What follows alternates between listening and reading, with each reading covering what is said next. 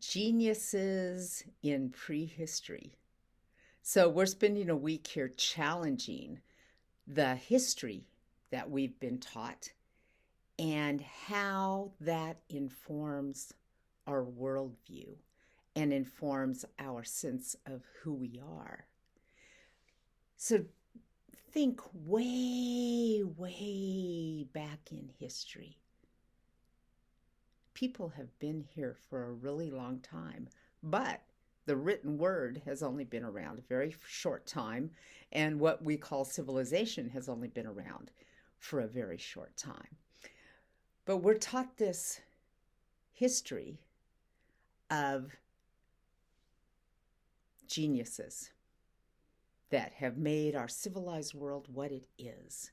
Just think of all the people, Archimedes, Michelangelo, Socrates, Jesus.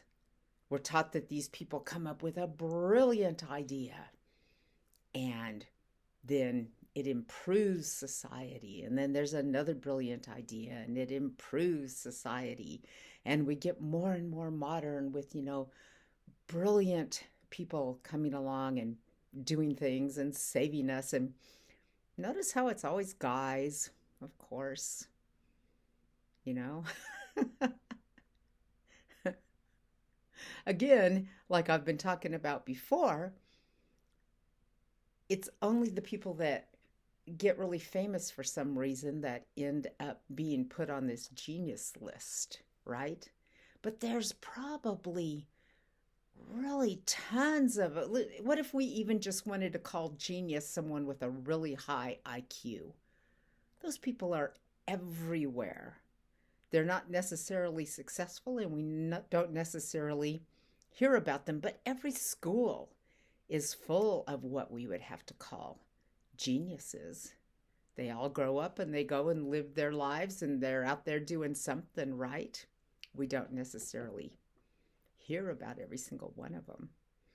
But this is the history that we've been told, that these particularly talented geniuses, Einstein, right? I mean, that's just literally the word that means genius. But now think way, way back in deep, deep history. Our DNA is just literally the same as the DNA of a person born 80,000 years ago. Just slightly different from somebody born 200,000 years ago, 300,000 years ago. Human beings have been along for a really long time. The archaeological story that we're being told right now, which, might be proven false in the future, is that about 60,000 years ago, 80,000 years ago, various hominids had evolved and traveled to various places on the planet. They'd all come out of Africa. But there was a really big drought and it was just really hard to survive. And this small group of, pre-humans, almost humans, had a breakthrough that it was actually a change in the brain. What some people are saying is that there was an increase in short-term memory, so that a person could now start putting together longer sentences and understand how this thing is related to that thing better. So one person had this change in her brain, and then all of her children, she was able to communicate with them better. And this small band of pre-humans that almost were extinct. I mean, some of the things I read say there was like 20 people. Then grew into us, right? But from that moment on, the DNA is in place. This geniusness is there. And think of all the tribes of the people, people came, some people stayed in Africa, some people came out, they went around the coast and down into Australia, and they went up into, China and across and over into Europe, and some people came across the Bering Strait and into the United States. All geniuses. Let's just call them all geniuses. There would have been, some people with a lower IQ and some people with a higher IQ all the time. It's just the way things happen. But there's been Einsteins from day one, constantly. And just think back, a tribe just completely living out in nature. The story we've been told is that, they were so miserable and they were so uncomfortable and they were just wishing they could evolve into civilization. But no, they were completely, totally integrated into their world and living in their world in a cooperative group.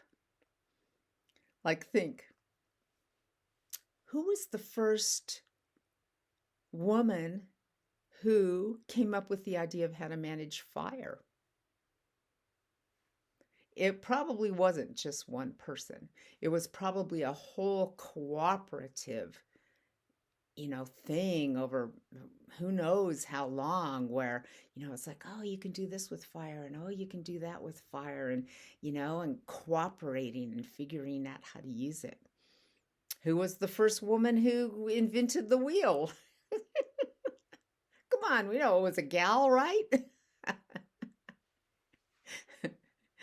Anyway, throughout this whole time, we have been geniuses.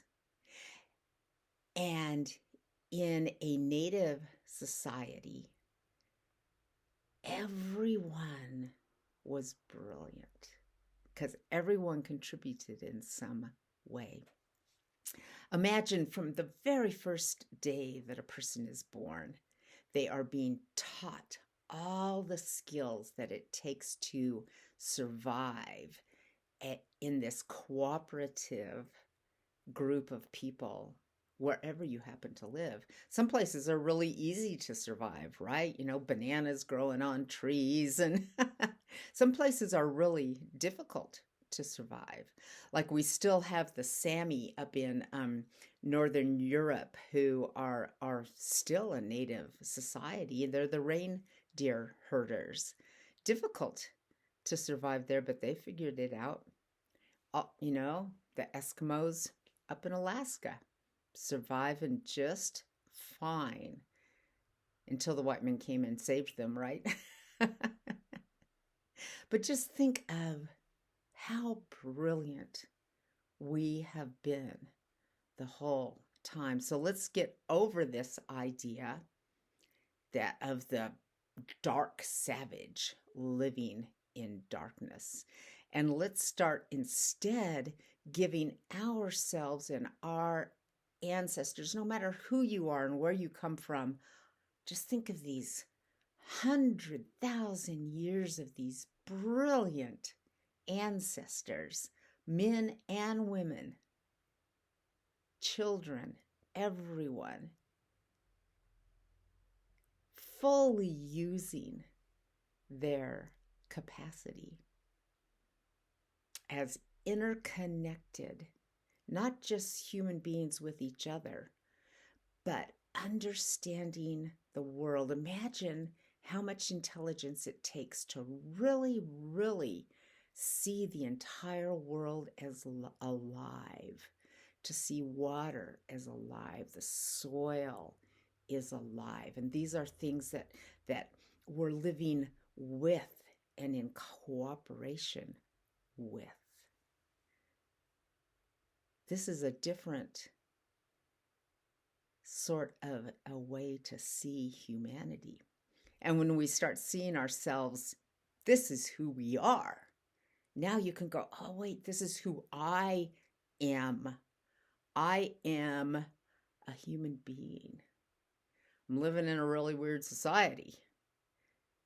But here I am with all the tools and all the brilliant genius that is needed to cooperate and bring ourselves back out of the cult of the individual. I just read that sentence. That's the best. The cult of the individual. Bring ourselves back. It takes a lot of genius to really see yourself interconnected like that. And then start realizing that, the language that runs through our head, that is not me. That is just language. And there's something way bigger and deeper that I am able to see without language. And I am the one that's seeing this and being this and alive. This is who I am. This is who you are. The person living your life.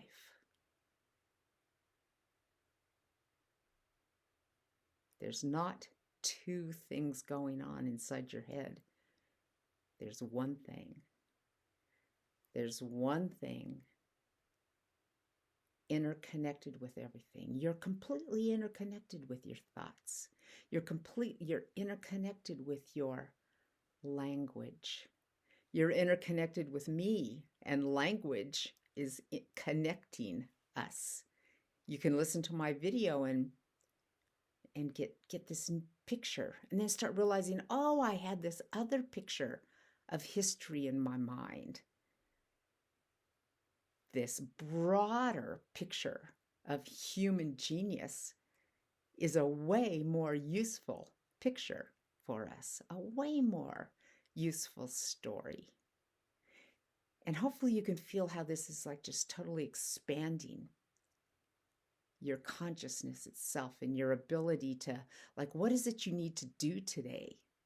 You need to do all of that within this cooperative field of being a human being, surrounded by the air, on the earth, completely intertwined with everything.